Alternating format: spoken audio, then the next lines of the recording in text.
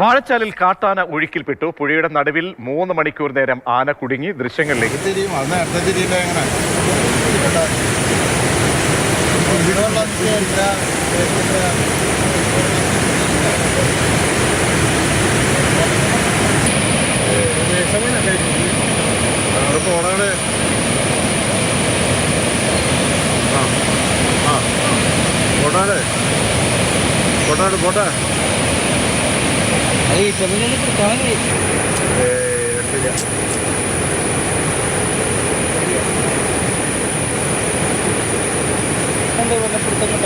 ലിഷോയ് ചേരുന്നുണ്ട്. ലിഷോയ്, എപ്പോഴായിരുന്നു ഈ സംഭവം? കുത്തൊഴുക്ക് വളരെ ശക്തമായിരുന്നു, അടിയൊഴുക്കൊക്കെ. ആന കര കയറിയോ? വളരെ ശക്തമായ കുത്തൊഴുക്കായിരുന്നു ചാലക്കുടി പുഴയിൽ ഇന്ന് മുഴുവനായി ഉണ്ടായിരുന്നത്. ഇന്ന് പുലർച്ചെ മുതൽ തന്നെ നീരൊഴുക്ക് വളരെയധികം വർദ്ധിച്ചിരുന്നു.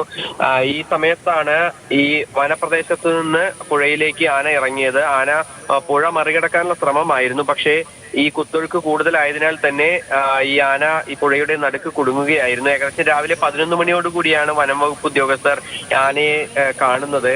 സാധാരണഗതിയിൽ നടക്കുന്ന ഈ ബീറ്റിന്റെ ഭാഗമായാണ് ഈ ആനയെ ഈ പ്രദേശത്ത് കണ്ടത്.